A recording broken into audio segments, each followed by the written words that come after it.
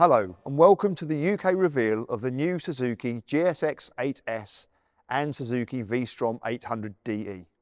I'm Paul de Lusignan and it's my pleasure to lead the motorcycle team here in the UK, and I'm joined by Steve Hackett, who's our resident expert in motorcycles also here in the UK. So Steve, we're in the studio today with two versions of the 8S, looking absolutely fantastic. Tell us a little bit about this bike. So in a nutshell, Paul, the 8S is all about performance, technology and style. All the best bits, all the bits that are going to put a smile on people's face can all be traced back to these core elements of the bike. And why 8S?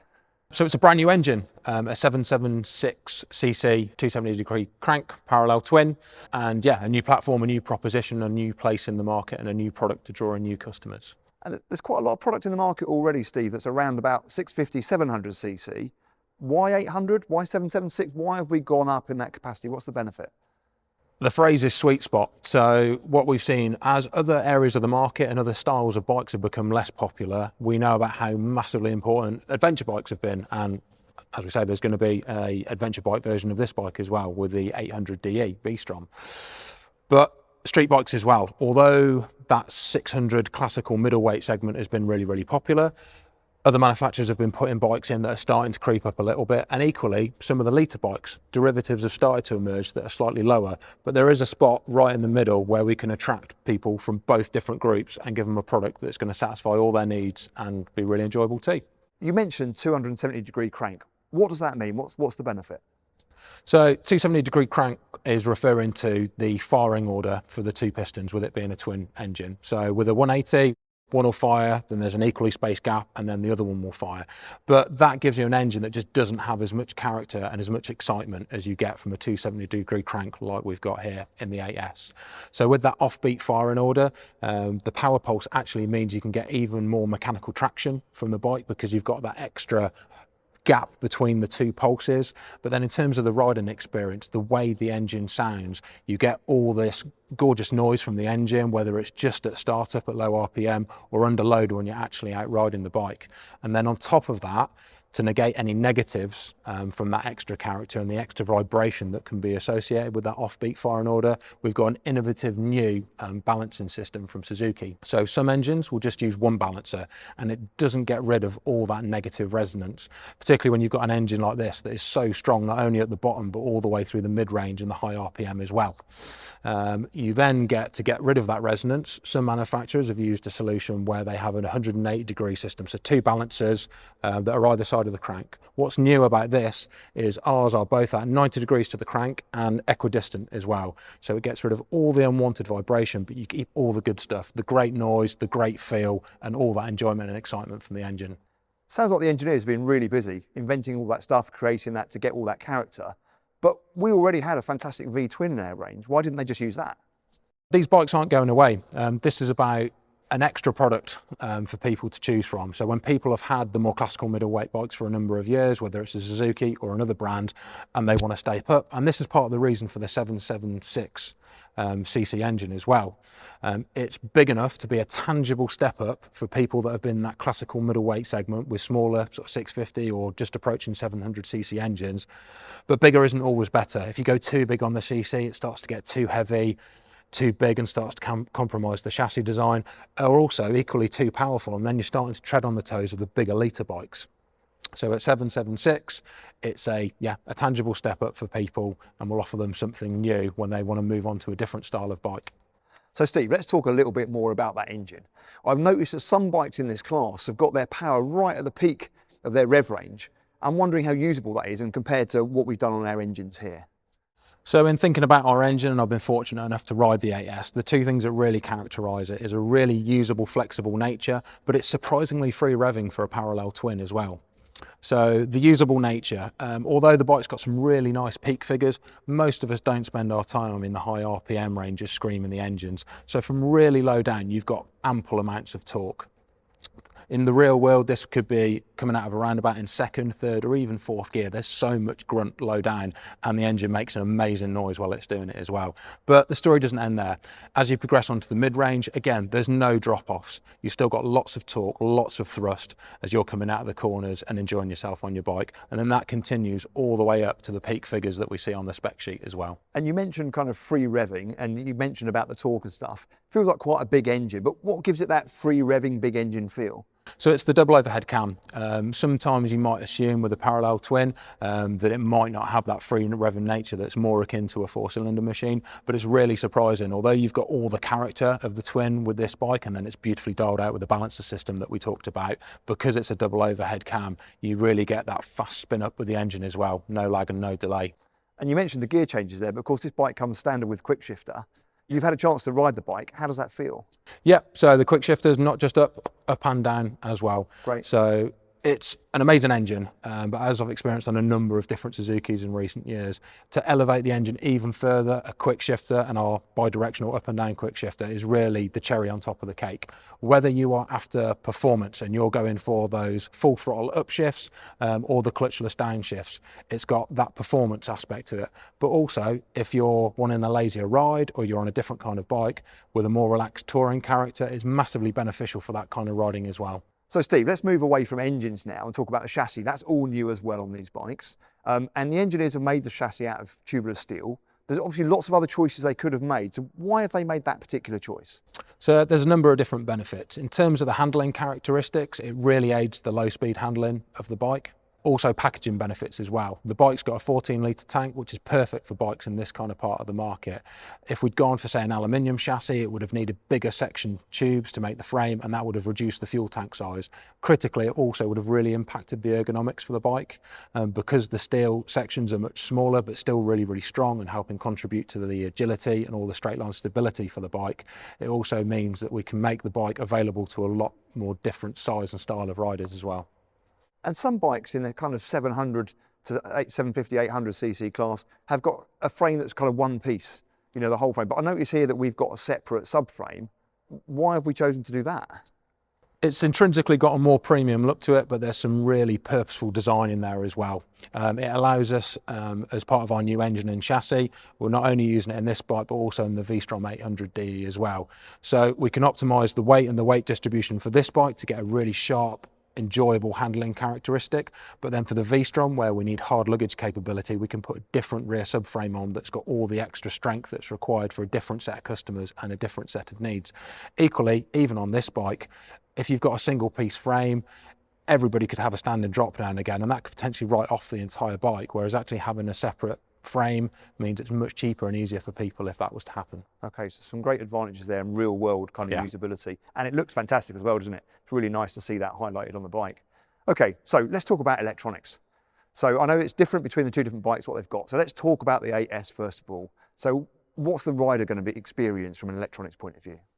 So I think an important thing to note with Suzuki is we make amazing engines, beautiful chassis, combine them in a really balanced way where they support one another in terms of the ride character. And then the electronics aren't there to fix any flaws. It's just about making it more usable for more people in more diverse conditions. We've already touched on the quick shifter and those benefits. So over and above that, we've got power modes. So Suzuki Drive Mode Selector. So that's an A, B and C mode. So depending on how confident you are as a rider, what the weather conditions are doing, and just how you feel on riding that day, you can tune how aggressive the throttle ramp is for any given amount of input. On top of that, you've also got traction control. So for the 8S, that is a 1, 2 and 3 mode. So you've got steadily more active levels of intervention to both predict and detect wheel spin, just to keep you enjoying your ride to the absolute maximum. Great, and nice dashboard as well, looks really great. Yep, so as well as it being 5 inches and full colour TFT, it's really, really easy to use. So even in bright sunlight, it's got really, really strong contrast, so it's easy to see in all different conditions. Not only that, it's also got a manual or automatic change from day and night mode. So day mode being white, night mode flips and inverts the display so it's black. And as I say, either you can leave it in auto mode and there's a light sensor on the dash that will automatically change to the light conditions, or if you much prefer one setting or the other, I know a lot of people really like the look of the nighttime setting, and you can keep it in that all the time you like. So as well as the electronics that we talked about earlier, it's also got all your trip information, your gear position, your road speed, and really helpful and useful to see at a glance. Sounds like it might be quite fiddly though. That's lots of stuff to happen. Now, one thing I think we pride ourselves on with our electronics and our displays is how intuitive everything is to use. So that starts with a really nice clear display, which we've got with this brand new colour TFT, but then the switch gear as well. They're not monstrous huge switch gear like can happen with some electronics. There's only a couple of buttons. You've got a nice rocker switch and a mode button, and those alone allow you to navigate all of the different trips and all of the electronics as well. The main thing is electronics are there to support a ride, not to overpower it. We've got a great engine, a really nice chassis.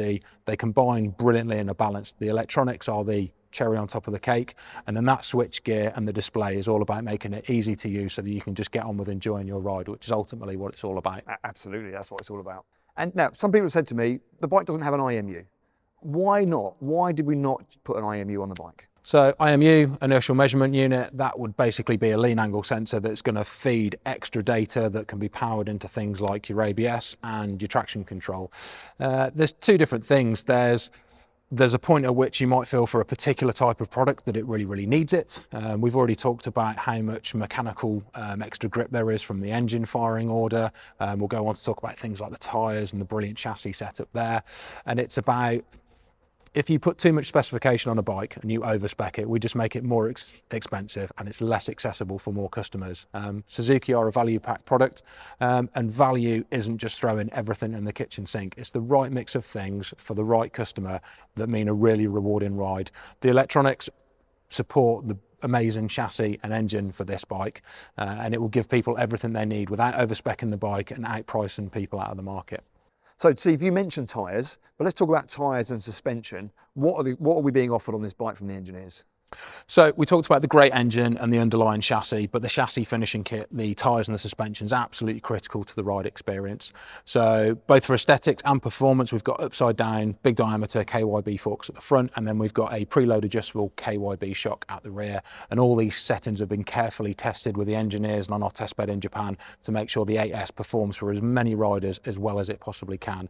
Critically, where the rubber hits the road, we've got custom developed Dunlop Road Sport 2 tyres on this bike. And the reason I say custom developed, Dunlop have worked with our engineering team in Japan, so we've tweaked the compound of the tyre, the belt construction to really optimise the ride experience. And then beyond those features, we've also got a 180 section rear on this bike as well. So not only does it look like a big bike, it's got all the credentials that go with it and critically the ride experience that it delivers as well.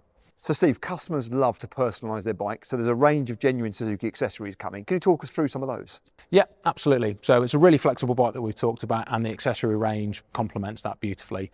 Whether it's styling, so the solo seat cowl on the white machine we've got behind us, or the striking rim tapes to elevate the look of the machine, there's then really practical stuff as well. Just to the left of the gorgeous new TFT colour display is a little USB power socket so people can power up their devices. And then you've got even more practical things like luggage. So we've got two different size tank bags like you can see on the white bike behind us, and then a really innovative soft luggage system as well. The panniers are ever so easy to get on and off quickly, and even some of the bracketry for them clips off to leave a really clean, beautiful look to the machine as well. So Steve, you can't help but notice we've got a new Suzuki Blue on the bike. So that's one element of the design. Tell us a bit about that, and then tell us about the design concept overall. Yep, so a really striking cosmic blue. Not only is it on the bodywork for the blue bike, but it also features on the wheels for the white bike as well, and this gorgeous fabricated subframe as well. In terms of the overall aesthetic, it's got a real mass-forward, pouncing, aggressive stance and really sharp lines that punctuate the bike. The absolute standout feature has got to be the striking face of the bike. Something that's quintessentially Suzuki with that stacked light configuration, but thoroughly modern. It's a full LED headlight, and when the lights are illuminated, it get a real strong feature from these position lights that flank the main headlights as well. Okay, I think it looks absolutely fantastic. And availability in the market, when do we think this is going to be in our dealerships?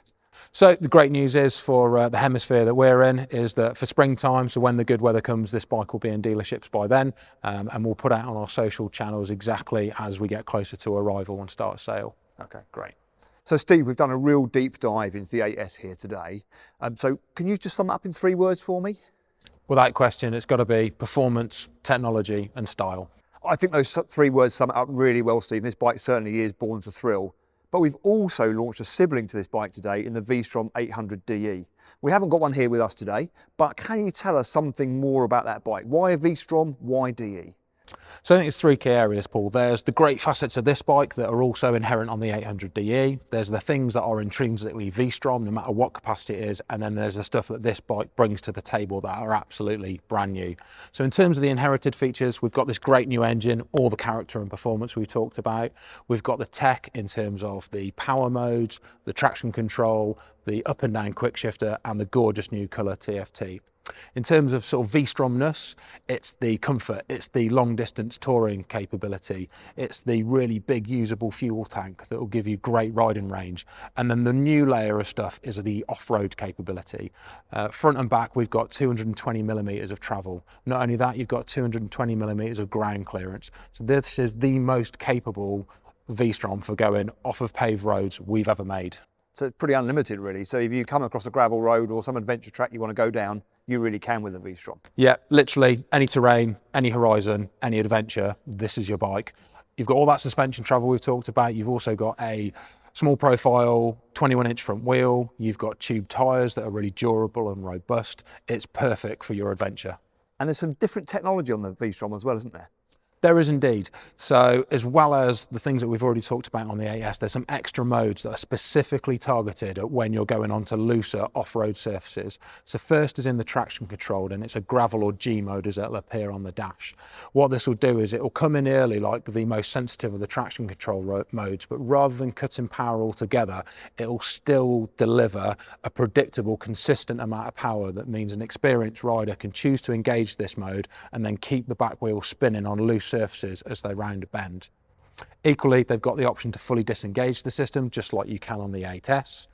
And then we've also got some options when it comes to the braking technology.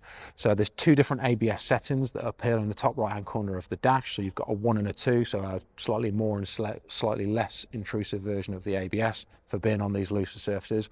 Or again, for the more experienced rider, you completely disengage the rear ABS, which is something an experienced off-road rider will really want to be able to do. Great. And so there's a real bias in the development of that bike to kind of being off-road and being able to go on an adventure, but also the ability to do that with a pillion, with luggage.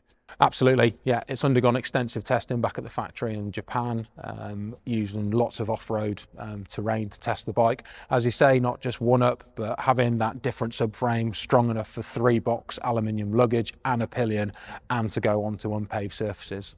Fantastic, Steve. Thank you very much. So today you've heard about our two brand new bikes, our GSX 8S, born to thrill, and our V-Strom 800DE, born to explore. It's fantastic to launch these new two bikes in the UK. They'll be available in the spring. Please start talking to your dealers to be on that list now. Thank you very much.